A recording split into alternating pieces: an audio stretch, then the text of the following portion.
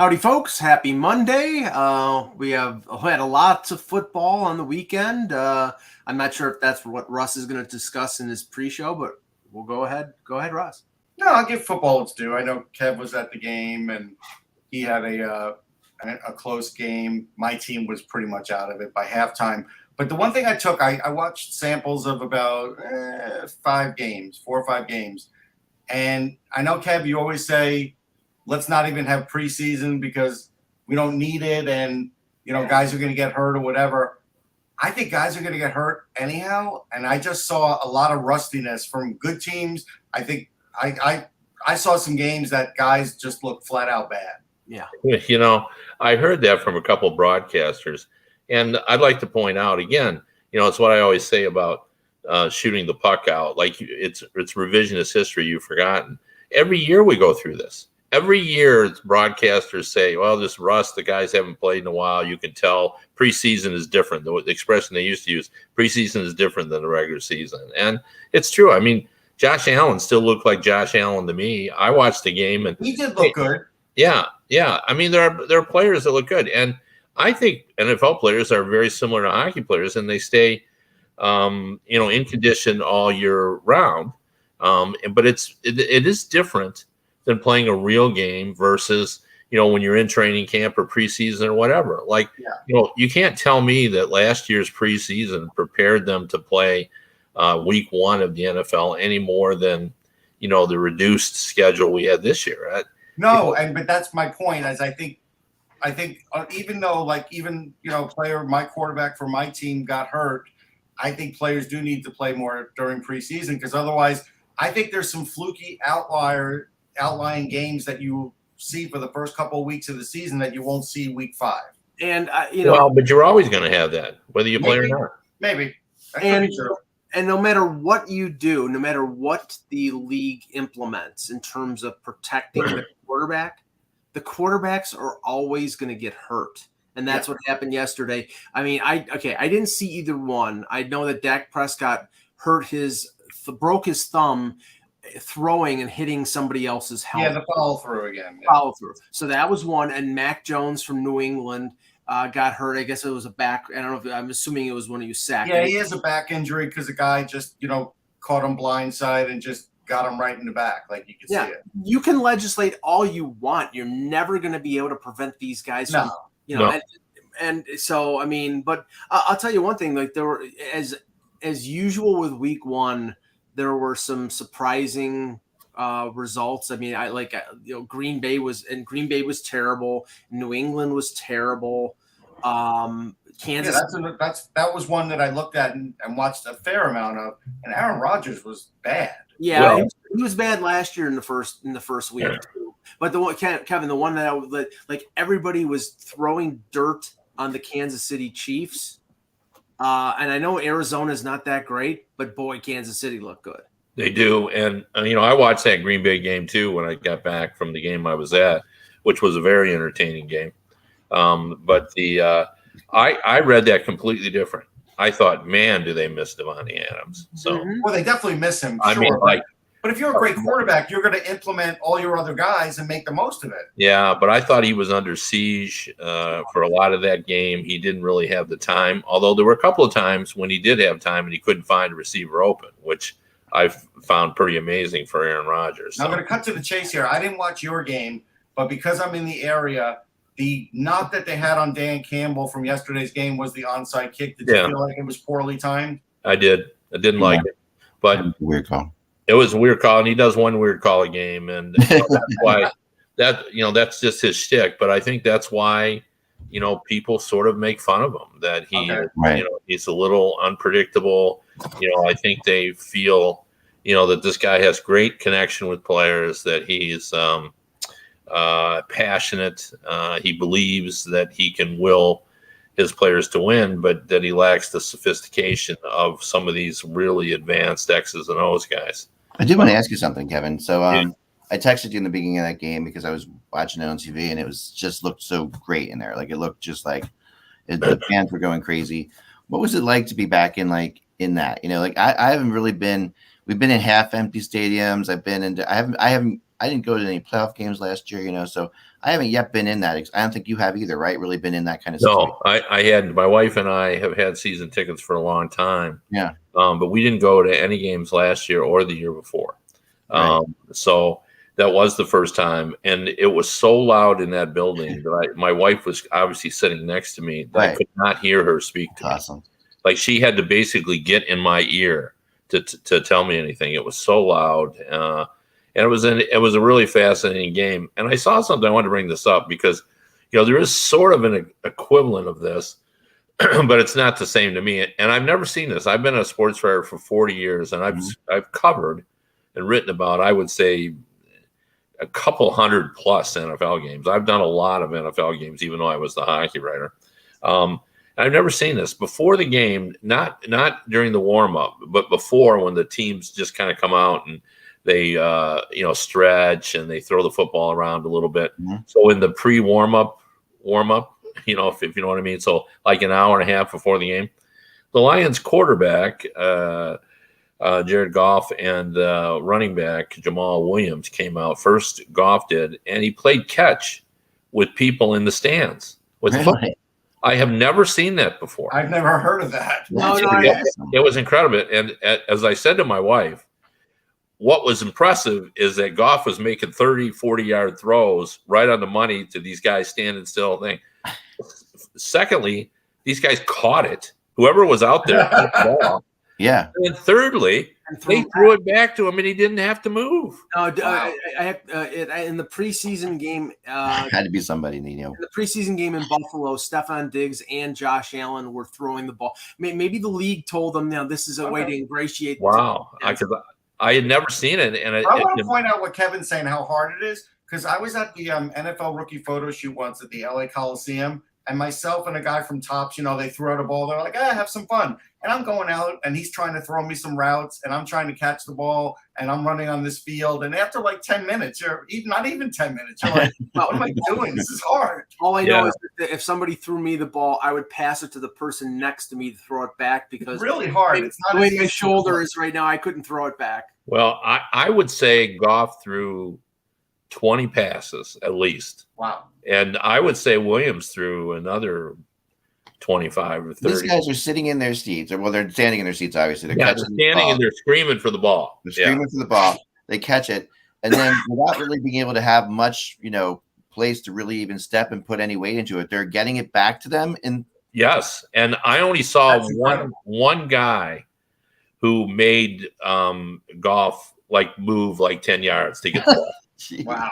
Like it was really impressive, and maybe they looked through it to guys, but people were just standing up and grabbing it with two hands, and I bravo to everybody who participated in that.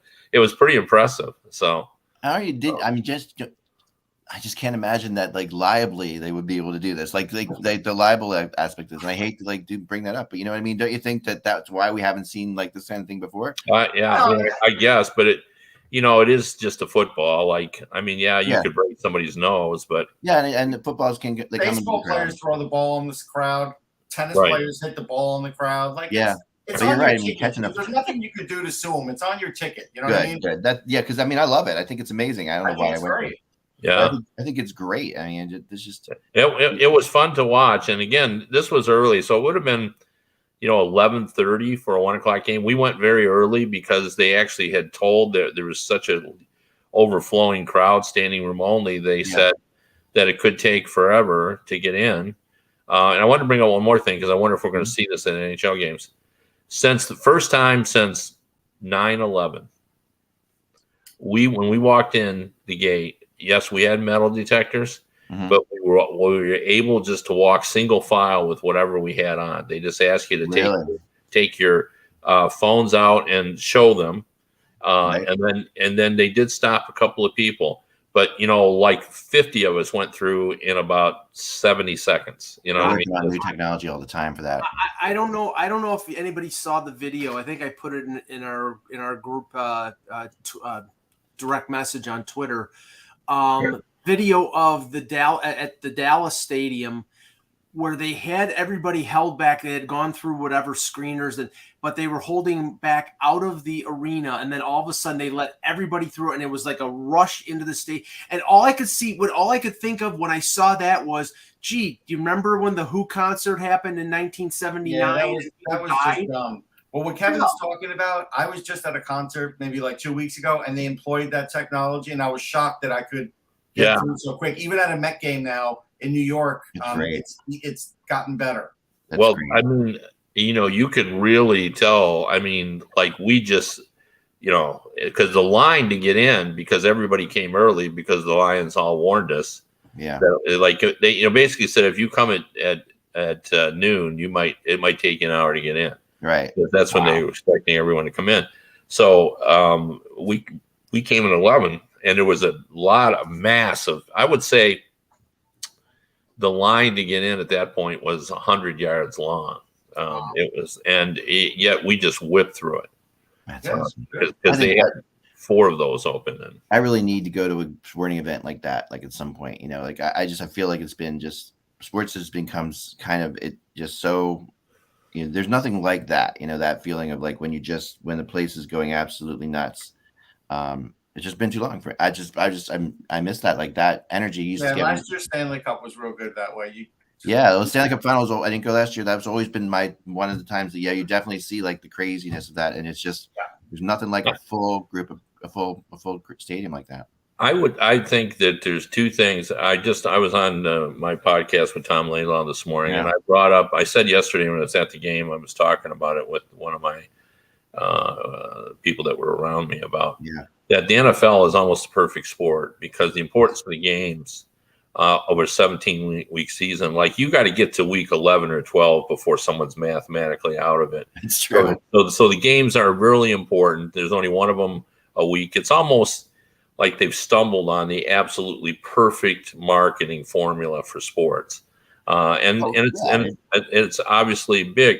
And I wondered whether or not kind of hockey has it down. Like, I almost feel like the momentum of the 82 game 4-round playoff series just kind of keeps driving it. And do we ever just stop and say, well, it's the 21st century. Is this the way we still should be doing it? Should we average 3.1 games per week? Should we, is it, why do we think it's horrible that they play back-to-back games? All that kind of stuff. And I don't think we do. I don't think the whole thing with baseball is, 162 games, the reason they're going to continue to do it is tradition. It's like, and these teams are depending on that consistent gate.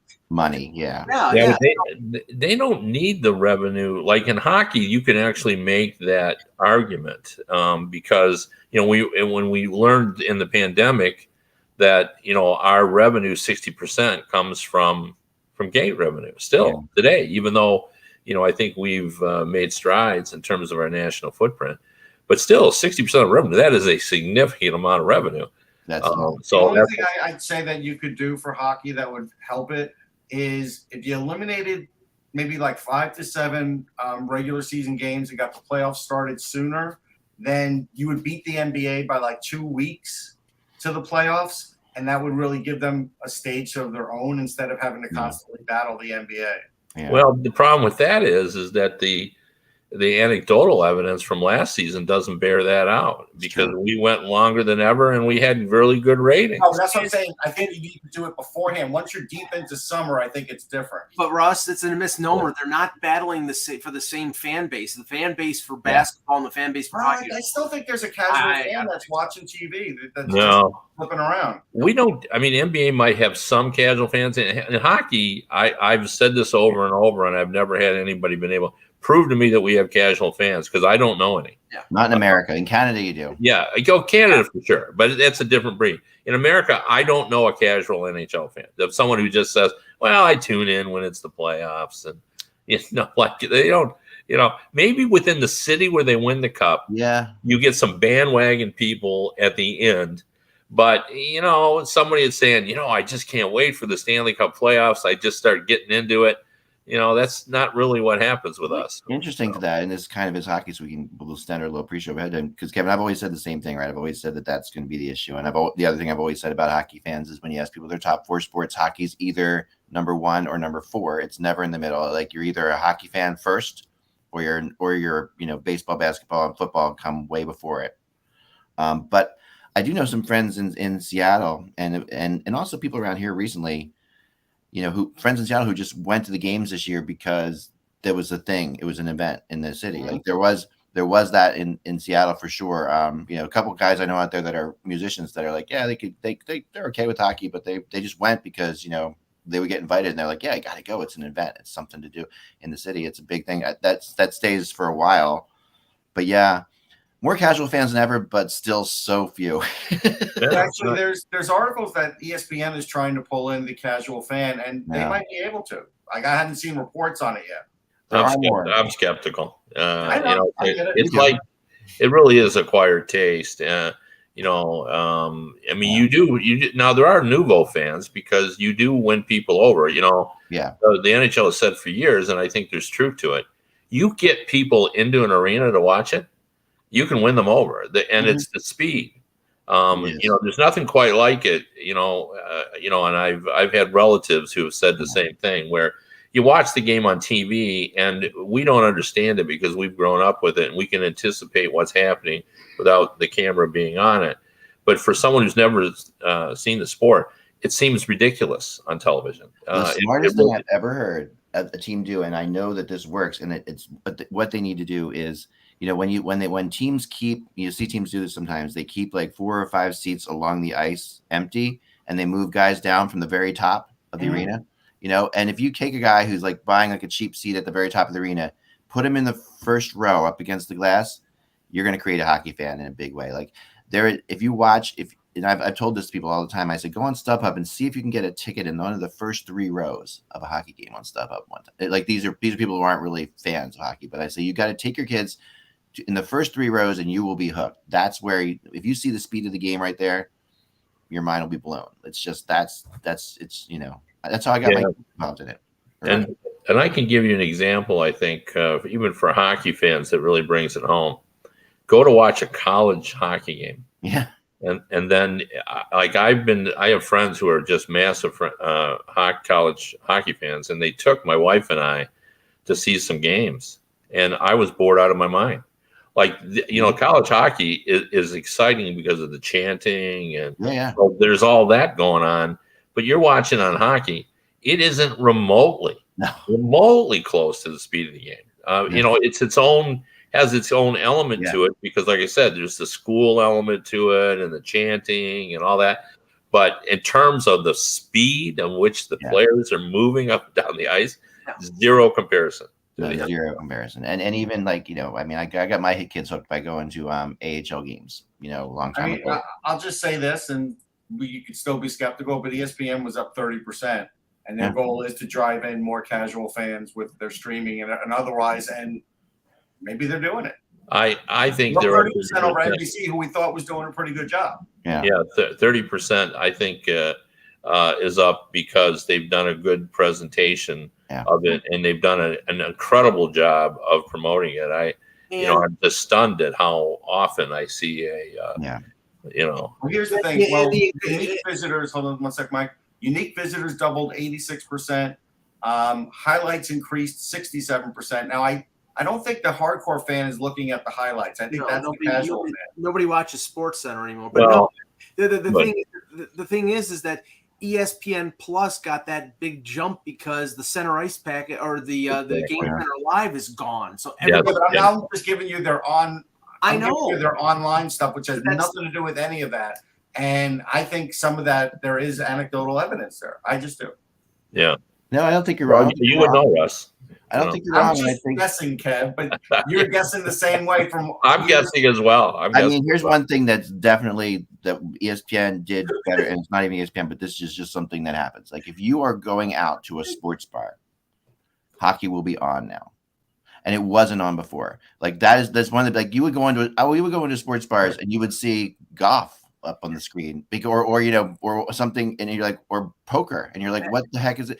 hockey's ESPN is always on at least one of the television. I was going to say, as long as it's not a game on NHL Network, then the people in the bar don't know where the hell it is. Right, but ESPN's always on one of the TVs. Right. Well, all I can say is NHL at least is beating bowling, because one of the things that used to bug me is that the PBA used to beat the NHL, and now I looked it up this year because PBA's had a comeback, and they're on Fox now. They're on every weekend, and they've squeezed up. Their ratings are actually better than the ratings that we would get normally in the old days on the NHL. Still, they're pretty good. They're over 1 million. Still damn close.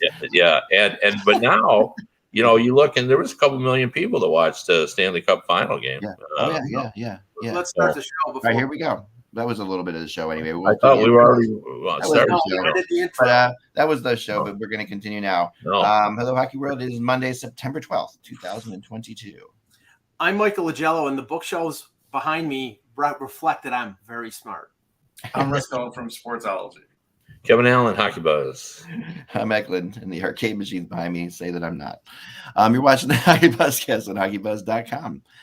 This is the podcast that comes to you to fill you in on the comings and goings in the hockey world. We got a lot of different things we're going to get to today. We have a couple interesting signings. I want to also discuss the odds that just came out for the Rookie of the Year in the NHL, which are interesting, I think.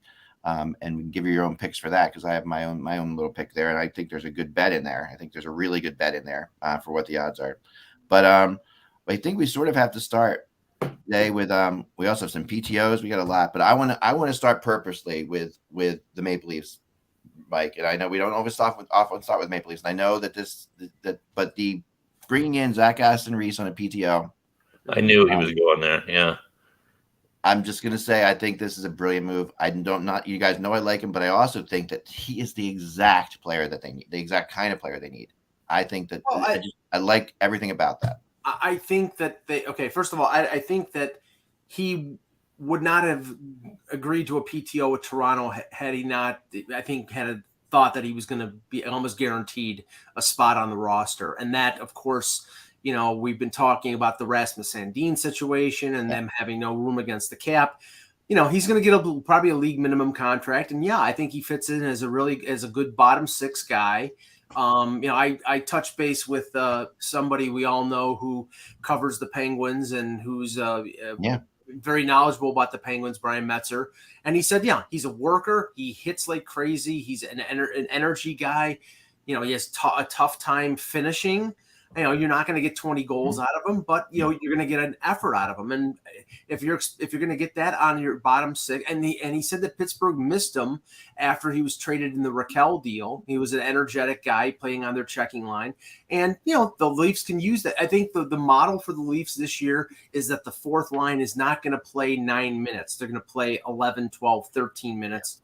To lessen the burden on the top six and maybe even the third line. And I think that he helps that. But now the issue that we talked about in terms of Sandin getting him under contract, Alex Kerfoot's name is trending on Twitter every day because everybody's expecting him to be traded. And he's probably not going to be traded. It's probably going to be Justin Hall, but they're going to have to move somebody out to clear the space to re-sign Sandin and to get Aston Reese on a 1-year deal. Yeah, I just don't think Sandin will be there at the start of camp. I just don't. We'll see. I just wanted to throw the props out to Toronto because I've been hard on him. It's a good signing. I like it. I've been hard on him this offseason for a lot of things they did, but this is, if I could pick one player that they should have brought in, this is the guy they should have brought in. And another ex-Penguin I think is going to surprise you, but we'll see. Yeah, well, so Evan Rodriguez today signed a deal with the Colorado Avalanche. It's just like the Avalanche, man. Kev, this is the Nazem Kadri replacement. I think. Well, kind of. Not quite, but this is the kind of deal you got to make. When you're a defending champion, right? You bring in these guys. You want to freshen up your lineup just a little bit. Because it's always good to have guys that weren't part of the win because they're hungry. They add to the element. Everybody starts talking about, we got to win a cup for Evan, this and that, and it's really good. And, it's a real good contract for them in terms of, he's got potential to put up some points on this team because they're a dynamic offense, and he can play with skilled players. He's proven that. And So he's a penalty killer, and I like this for too. $2 million, it's just a brilliant signing. It's unbelievable. It really is the rich getting richer type situation to me. It's like, but he may have been waiting for them, Mac. That may have been the whole thing. It's very possible. I don't know. Or he was waiting for somebody really good to come up. Yes. Like, I bet there was a lot of talk of like 1.5 or something. And there was talk of teams like Anaheim and San Jose, which, you're just. I'm sure Seattle went to talk to him and teams like that. They had to have, right? But I got a question I want to bring up because I don't know the answer to this, and I wish I talked about it earlier, and I really haven't explored this, and maybe there's a logical reason. Okay.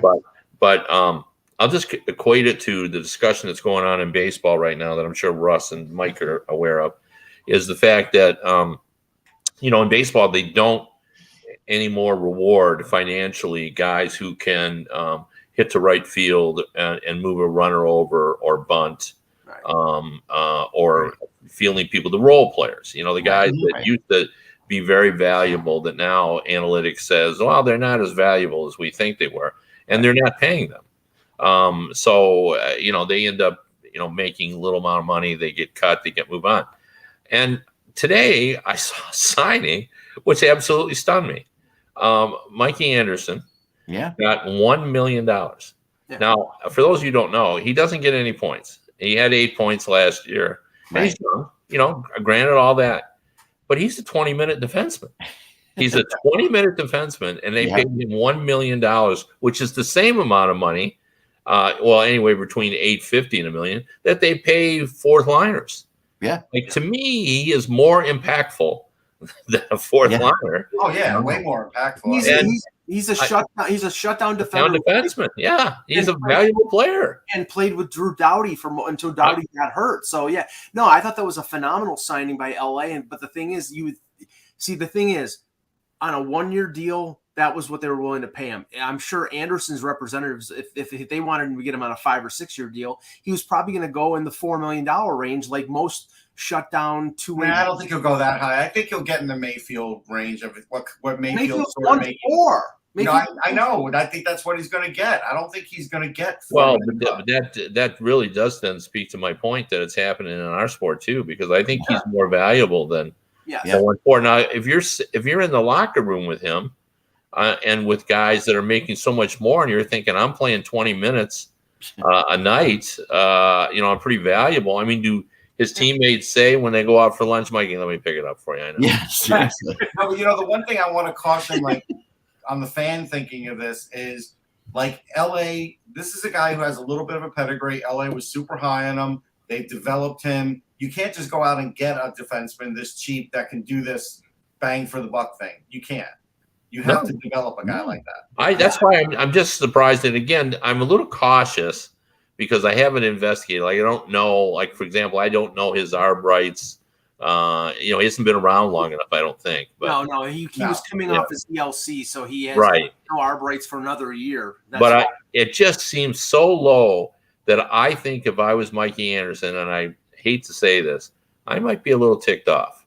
Yeah, I mean, you couldn't give me 1.4 or something, which is, give a little sweetener in there that it just seems low. Well, here's what I think they're doing with him.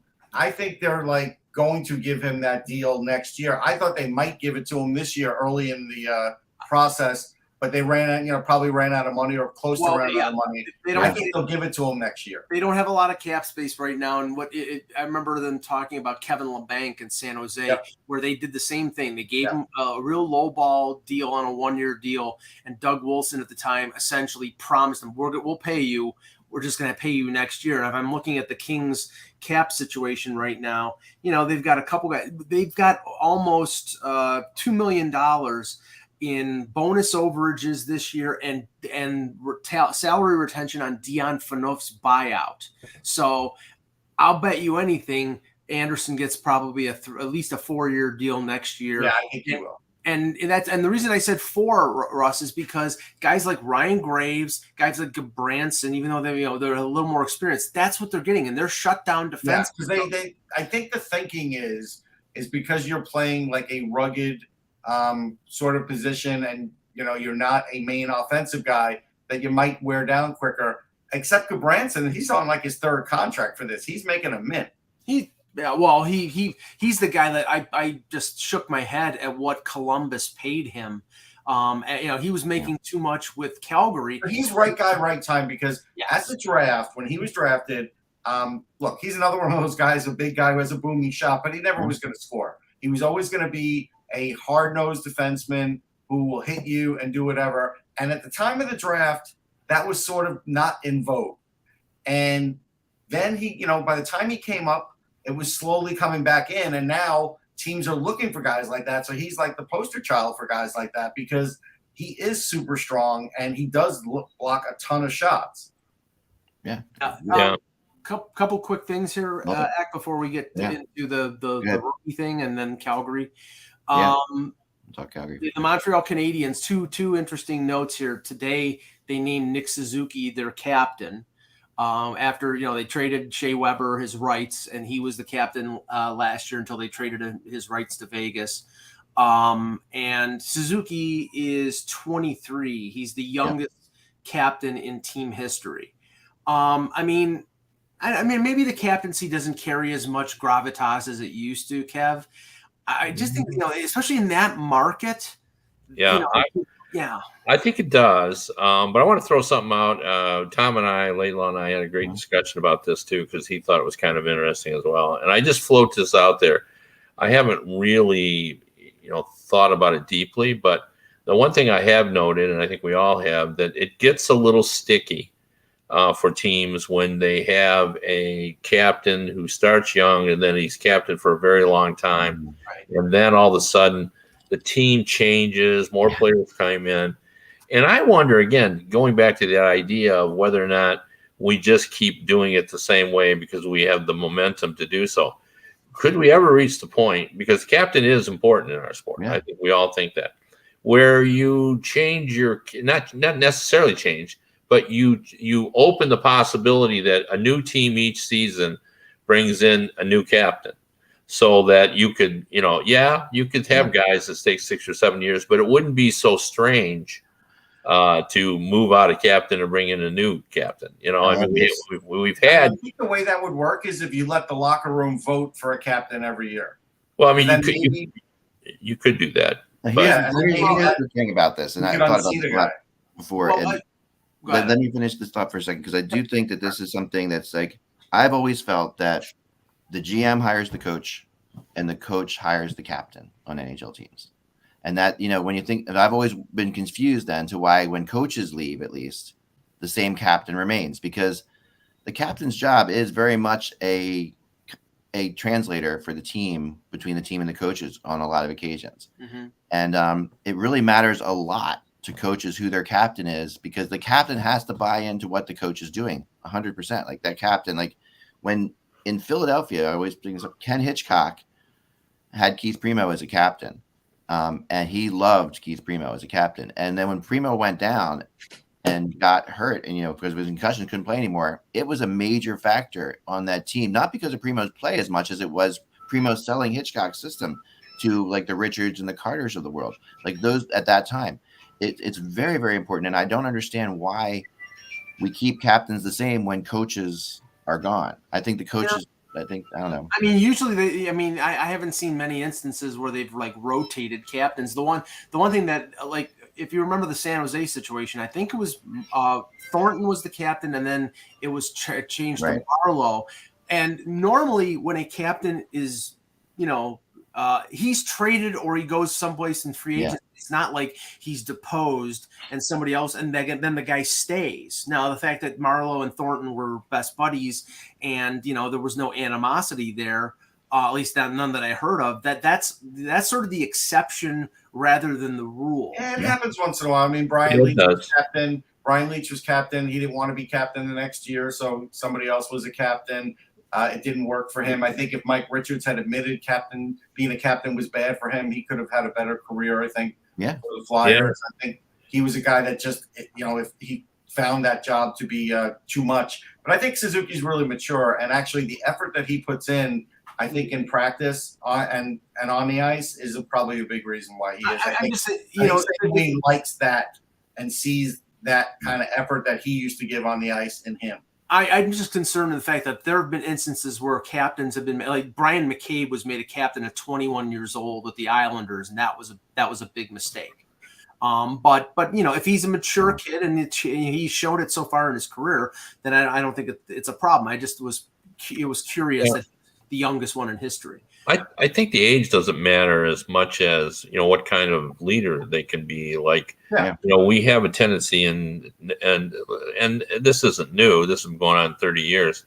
Is we anoint the best player as captain, and I think we should probably pay more attention to who's the voice in the dressing room. Now, like you can't have a guy be a captain who plays 14 minutes. Like that's not going to work. But there are some second line guys who are physical players and stuff that who are vocal in the room.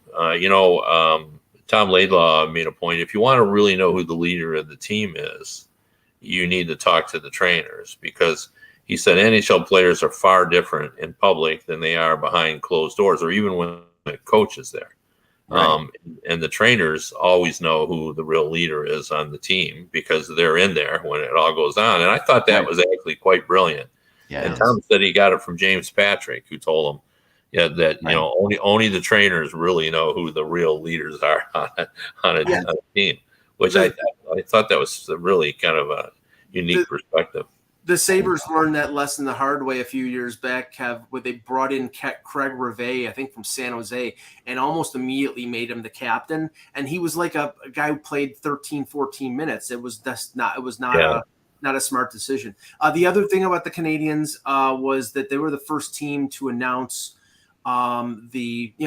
teams now can get an advertiser, and the advertiser is going to be placed either, I guess, on the helmet. Last year was on the helmet. Now they can put a patch on the jersey. Royal Bank of Canada is the partner for the Canadians, and this is hockey related revenue, so the owners and the players both benefit. But it's going to be curious to see all these different teams and who they get as the advertisers. Will it be like Maple Leaf Foods and for the Leafs, or I'll be curious to see who advertises with whom. Yeah, no, I like it, and it should be like when you buy an Amazon Kindle. Like if you buy an Amazon Kindle, you can get it's like $50 cheaper if you get the one with advertising on it. So when you buy NHL jerseys, it should be like if I've got the RBC on it, I want to take $15 off. Take $20 off for that. And if you want the jersey without the advertisement on it, you got to pay full price. That's how the Kindle works. But get the one with the patch, and then just take it off with a razor. Yeah, I don't think that it's funny because we talked about advertising on jerseys before, but how soccer has made such a big thing of it that it's becomes, and it actually is part of the lure of the jerseys. People want the advertising on it because that is all they are, I guess, but. That's the emblem. That's the emblem of the team, which I don't like that. I like an actual emblem for the team, and not like an airlines, like United Airlines as the ad. Come on. Speaking of revenue, I saw, and Russ can help me out on this. What did I see? The NBA, the salary cap's going up to 124. What is it? When you think about it, though, 12 players, 7 of them make a difference.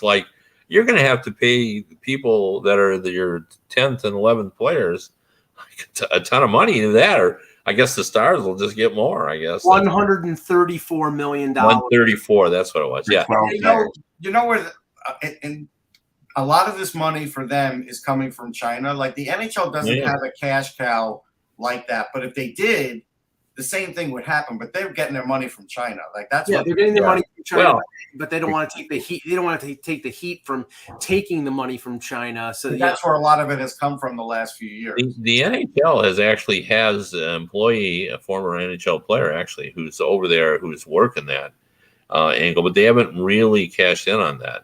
The China hasn't just taken to hockey to the NBA, but and the other thing I like to remind people of this, when you get up to $90 million, you're basically saying with you're going to play with 23, so there'll be 5 extra guys. But if you went by an 18-person roster, you're up there. You're talking 90 million, 5 million per player. There, yeah. I mean, we're getting there. So once we get up to 100, it really will be 5 a player. Yeah, but the problem is that it's not going to be distributed evenly, and when you have Austin, it never is. No, Austin Matthews is going to make $15 million on an 8-year deal. Well, what's the problem with that? I have no problem with it. Well, you said that's the problem. I wondered. No. I'm saying that you're not going to have each player making $5 million. No. But at least the average salary. Yes. Although what you really want to know is it's the mean, right? What is it? It's the who half above and half below. Right. Whatever it is. That's what you really want to know in those cases. So. Yeah.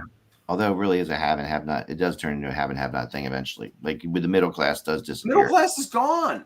I know. The middle class. I mean, the median salary for the NBA last year was $4.3 million. Yeah, so half of NBA players made more than that, and half made less. That's the medium. So, and that was last year. So with 134, how much is that up? Yeah, how much is that up? Do you know? Anybody know? I don't. Yeah, I don't either. I don't know if that's true, Kevin. That half is. I mean, is that really how the math works out? Because think about it. Like you got guys making, say, 30 or 40 million. That's one player, and then to average that out, you'd have to have like 25 guys making 2 million. They had 93 making less than 2 so the million. math doesn't. Yeah, you know what I mean. Like there's way more players. That's what the medium is. I mean, the medium means half. Medium is the middle of the road, but it doesn't mean that there's the same players. No, it means half are below or half are above. Right. But that's not how it works mathematically, right? And the NHL median salary is $2.69 million. Right, but there's a lot of players. Like for every player that's making $6 million, you would need if you had guys making $1 million, you need 6 of those guys to keep the. You know what I mean? But they had 5 players making more than 40. I'm just saying that's how the math works. But it is the middle of the road. But you have to have a lot of more players on the one side of it. Yeah. And look at Cap Central, and you've got 6 or 7 players on every roster making league minimum 700. Okay, here I'm looking at the definition of median, which is what I thought it was. Medium salary is a figure that takes all salaries into account, reports the middle number in the set of salaries. When you see a medium salary, that half of the salaries reported are less than the number and half are higher. Okay, so this isn't the average salary then. No, this is the medium salary. That's the definition of median. Right. Okay, so mean versus mean. My bad. I understand. Okay, so it's half make less and half make 4. So got it. A 2.7 is really that's really high. Half the players in the league are making more than that. Because the average salary is different. So. Right. What I was saying was more like along the average. And it's almost not even representative, really, because a lot of those guys who are making $750,000 were bought out of contracts, and they're getting that money, but that's not on the books in terms of the salary. That's something that they're getting, but it doesn't average out as part of the salary structure. So. Interesting. All right, let's move on to Calgary because I want to do that more than the rookies because I really do want to talk about this team, and we'll get to the rookies at some point too. My blog's there too if you want to have an opinion on that as well. But the Calgary Flames, there's so many changes. I want to talk about this team. I mean, what are they, Kevin? I think I read something where you wrote, are they better or are they better? Well, I think this is why I think they're better, and it has nothing to do with the talent. I think they're better because they could have come into this season not knowing what their future was going to be, what was going to happen with Tkachuk. And as much as players always says that has no impact on what we're doing, it always has impact. Yeah. Because everyone's thinking about, well, what am I going to do if Tkachuk and Gaudreau are gone? And so all that now is settled. They know who their people are. Jonathan Huberdeau is going to be there a long time. Kadri is going to be there a long time. We don't know about Uyghur, but their defense is going to be better than it was. Guys are going to have different roles. I think there's going to be a level of excitement, and they had other players there that were pretty good. They've gotten rid of what they considered a salary problem with Monahan being gone. So I think they're better just in that regard. They've cleared up their problems. They've had a cleansing breath, we can call it. They've had a cleansing breath so that they're now sort of know who they are and what they're about. This is it. We got to try to win with this, and we're moving forward. They took away the feeling of dread, last year there was that feeling of like, okay, these guys are going to leave and we're going to be stuck. Like Kachuk if Gaudreau leaves, Kachuk's going to leave. Then we're going to be stuck. All that dread is gone by getting the guys they got. I think it's tough to explain. Are they better than they were before July 13th, before free agency, before Gaudreau left? No, I don't think so. I don't think the additions that they made are as good as the guys who left. They are better than, because remember when Gaudreau left, when Kachuk said that he was going to stay a year and leave, when Branson signed with Columbus, everybody was saying this is time for a rebuild. And then they made the trade for Kachuk. They bring in Huberdeau. They bring in Weegar. Their defense is better. They sign Kadri. They're stronger up the middle. They're better than they could have been without, because when everybody was leaving, it sounded like a disaster. So now I think they're competitive. They're going to be competitive in the Pacific Division. But are they as good as they were with Gaudreau and Kachuk? I don't think so. Russ? They're a really good team in a different way. I don't think they can replace Gaudreau's playmaking. I think their defense is better. So if you want to say they're cutting points off their differential to score fewer points, I think, you might have a wash there or something pretty close to it. In the end, it's funny. The defensive part may help Markstrom out more than having that extra offense that they lost. Yes. Yeah. Markstrom wasn't really the same goalie. So, I think they could be really effective. I think this is Darryl Sutter's best chance. Like, he'll prove it to me. If he could win a Stanley Cup this year, I'll be like, you know what? This is your team. You did it your way. You're one of the best coaches of all time. If they fall a little short, I'm not going to kill them. But this is a team that's really set up for him. Right. I think they're deeper offensively. I think that they are. I think Huberdeau and Gaudreau's playmaking are, and abilities like that are almost a wash. I mean, Huberdeau is a really great playmaker as well. He doesn't have Kachuk to pass to, like Gaudreau had. So, I mean, that line, that Lindholm, Gaudreau, Kachuk line was one of the best lines in all of hockey. That's a loss to not have that line together for sure.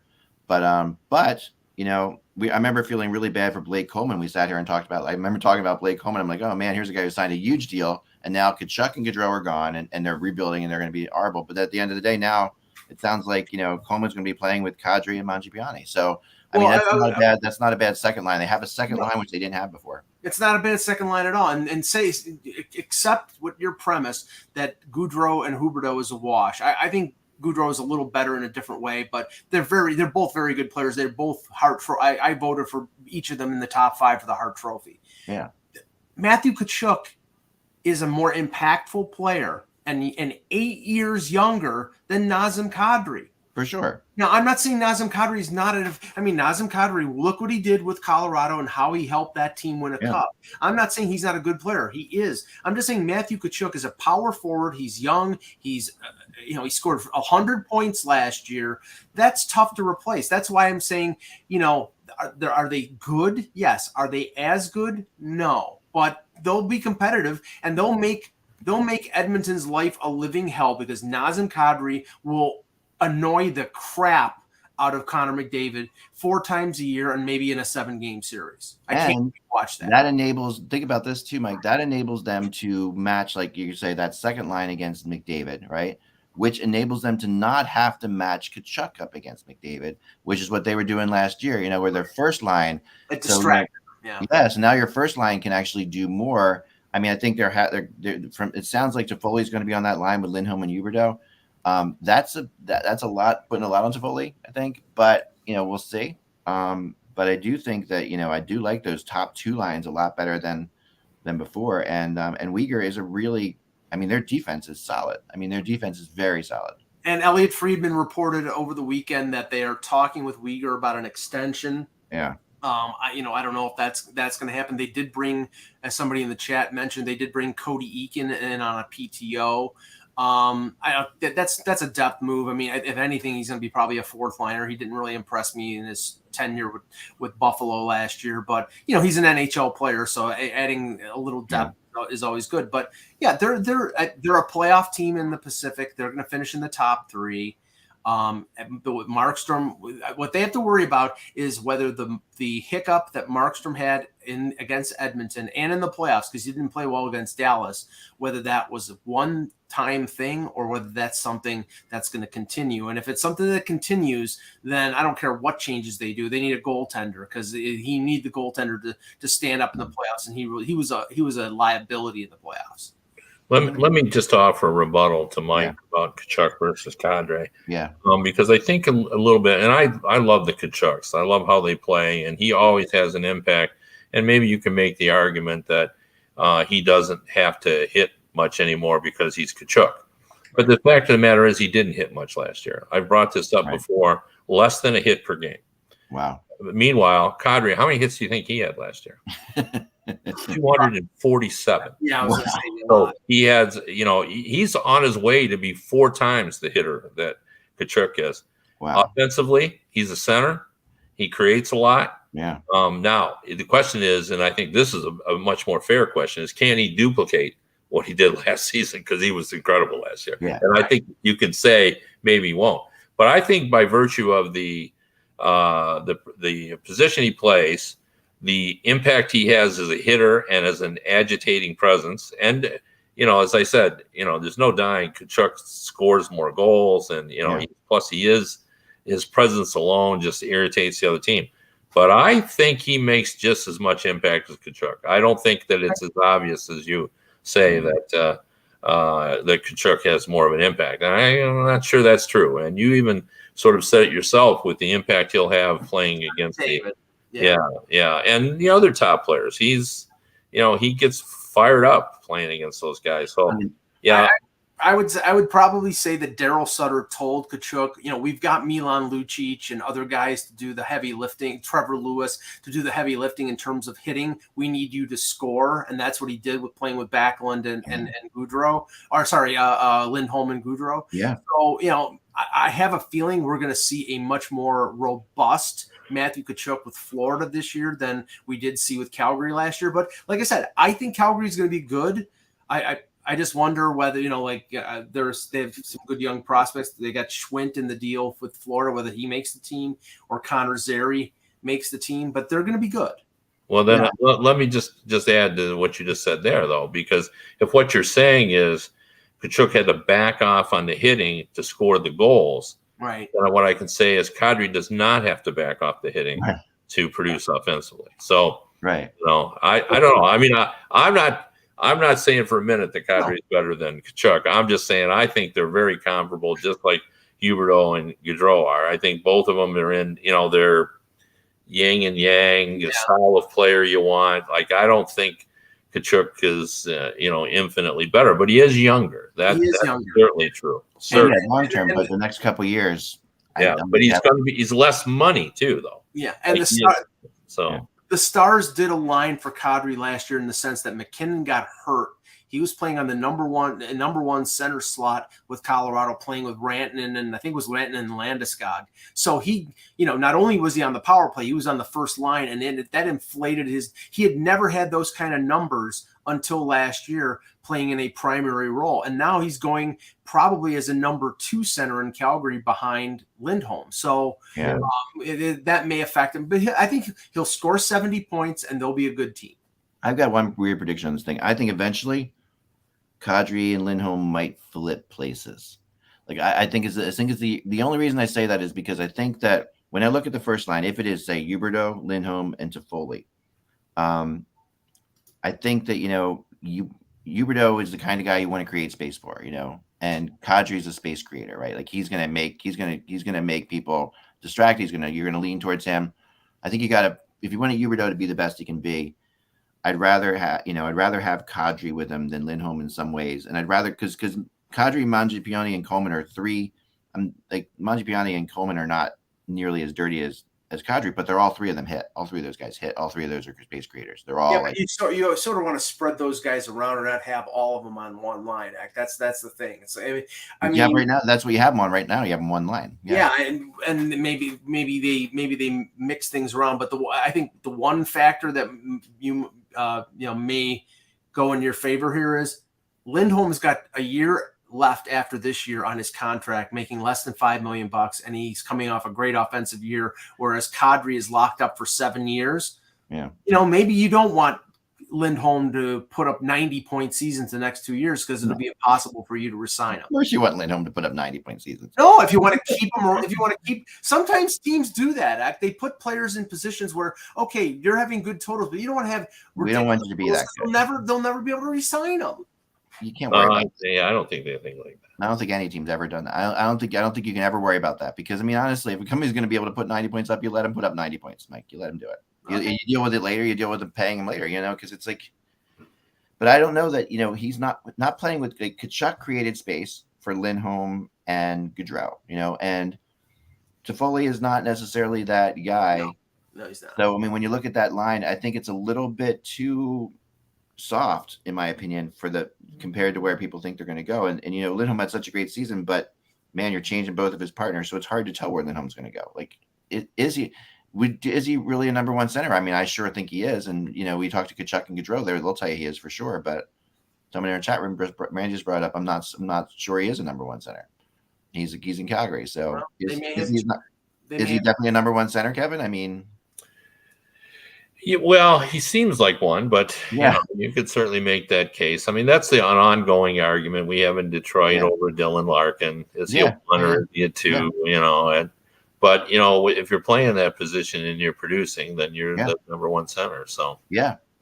I mean, Huberdeau is not an easy player to play with sometimes, even though he's one of those like incredibly skilled.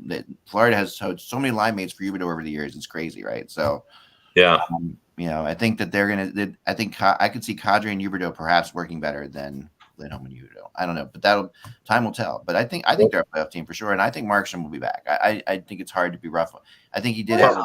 I think one of the factors that needs to be reported here is that when NHL Network and you can argue about their selections, but they had him as the fourth best goalie in the NHL. Yeah. And the thing about that list that I found most remarkable is because the list seemed weak to me. Like it seemed weak. Like I'm thinking Saros is the number 3 goalie in the league. Right. Well, he was nominated for the Vezina. Well, yeah. I mean, he's a really good goalie, but it didn't feel right to me. No. But when I looked at it, I thought, well, that's right. Well, who do I like better than Markstrom? And I looked down. I mean, he maybe is. Maybe he's the top 5 goalie in the league now. I think that the Vezina voting last year, and remember, I think it's the GMs who vote for the Vezina. I think it was colored by the fact that you couldn't vote for somebody for the Vezina who didn't make the playoffs. And I thought Sorokin had better statistics. Why couldn't you do that? Well, they just don't. They normally don't. I mean, last year was Saros, Markstrom, and Shesterkin. All 3 teams made the playoffs, and all 3 goalies had good years. But I thought Sorokin had the 3rd best statistics in the league. But of course, I think we've had Vezina finalists who haven't made the playoffs. That's a great thought, though. But I'd have to go look on that. But I'll look. Yeah, because that's interesting. I guess I never even. Yeah. For tomorrow, I'll look. Yeah, do that because I mean maybe you're right. I just it seems like there have been. I mean there are a lot. I agree with you with that list, Kevin. I couldn't put my finger on it, but you're right. It did look weak to me, and I think of this as a really good time for goalies in the NHL. I think we have a lot of great goalies in the league right now. But you can make a case that because I agree with Mike on Sorokin. Like, are they the top 3 goalies in the league? Vasilevsky, Shesterkin, and Sorokin. Yes. They seem to me to be the 3 that can definitely be intimidating. They can be so good. So I think that's a no-brainer that they're the 3 best goalies. Yeah, and Shesterkin. I mean, there's no doubt he was better than Vasilevsky last year. Yeah, he was. So, but I understand why they put Vasilevsky number 1, body of work. But but we have some really good young goalies coming too that are just like really like Ottinger. Somebody put Ottinger. I mean, the way he looked in the playoffs last year, if he could have just been. We've seen goalies get hot for playoff series, so you have to wait a little bit. But he does seem to have all of it. Like he does, he seems to have everything you could possibly want from that. Campbell last year, great. People had great seasons last year. We're going to see this more, as we go along. I think we have so many great goalies. It's going to be fun to watch. This is definitely in the Russian goalie system right now. Yeah, it's just like Russian goalies, no question. Like you say, we don't have a lot of Russians, Kevin, but we do have a lot of Russian goalies. Yeah, we do for sure. And Askarov is, he's coming. he's coming. And the only thing is, Saros is consistency really is his hallmark. Like he's the same all the time. Yeah, he is. Doesn't seem to me to have as many bad games. I mean, they all have bad games, but he's the outlier because he's a smaller goaltender, and all these other goalies are 6'4", or they're like praying mantises, and he's what 5'11". Yeah. But you think could take that top? For those who didn't see that list, like Thatcher Demko is up there in the top 6. Right. And not that he's not a good goalie, because I think we all like him, but it's if you said, what was he? Was he 6th? I can't remember if he was. Yeah, I think he was 6th. Yeah, I think he was 6th. Yeah. Yeah. So I mean, if I said to you, just made this bold statement, Thatcher Demko's the 6th best goalie in the NHL, you'd just say no. I mean, that's what you'd say. Now, but when you look at it, name me guys that are better than him. That's the issue. I mean, you can make a case for guys being better than him. Yeah, but it's not as dominant. It's not like the old days. I mean, like there's no Patrick Waugh. You could say, are you crazy? Patrick Waugh is better than Thatcher Demko. Like that. If you want to consider this, Connor Hellebuyck won the Vezina in 2019-20, and Winnipeg was in the qualifying round, not in the playoffs. They got eliminated. Yeah. So were they in the playoffs? Because it was, that was such a bizarre year, though. It's hard. Right, exactly. And it was an abbreviated year, but technically they lost in the qualifying round, I believe, to Calgary. So technically they weren't in the playoffs, but they were. So I'll go back further than that to find, but we'll look into that one. Ottinger, I would put definitely above Demko, but I don't know. I mean, we don't know yet, and I know that the people who love Demko there's a huge PR firm for Demko out there. It's just people just love Demko. Yeah, and I think he's a good goalie, and I like Ottinger, but he's had 1 year and a half. Yeah. I mean, and he didn't even. It's not like he played 65 games last year. Bobrovsky had a hell of a season last year. People don't even. I mean, people took him out of it kind of. Everything's colored by his contract. But he was a really good goalie last year. Spencer Knight's coming. There's just great young goalies out there. It's really Askarov and Wallstedt. There's a lot of good. I can't wait to see Askarov. I want to see if he challenges Saros. I want to see if that happens. I don't think it'll be soon. No. You need a little bit of time. I mean, Vasilevsky was still 23 by the time he got his starting job. So. That's true. And with Saros playing so well, you don't want to screw with that too much. No. Yeah. I mean, that's why there's a great debate. The Red Wings drafted Sebastian Cossa. And, there's a lot of folks think, well, they'll just put him in Grand Rapids. But he is still 19 years old. And other than Fleury, off the top of my head, I can't think of a 19-year-old that, turned pro. Most of them, Carter Hart, Jari were sent back to the WHL for I think their 5th Western. Jari played. Didn't Rick DiPietro 20? Didn't Hart play? DiPietro was another one. Yeah. Hart played at 20, didn't he? 20. Hart. Yeah, but I think they sent him back after his when he was 19. That was the bad year with Philadelphia. They called him up in January after they had already used 6 goalies, so he stayed up the rest of the year. But he did. He stayed up, but a lot of people questioned. But I'm just saying, when he was 19, he didn't play in the. No, not 19. Yeah, definitely not. Very interesting. All right, it's all the time we have for today, folks. We'll be back again tomorrow. Remember, we'll be back tomorrow. Perhaps check this. We're going to be going 5 days a week very soon here. Remember, without the buzz, it's just hockey. We will talk to you very soon. Pay attention. Look.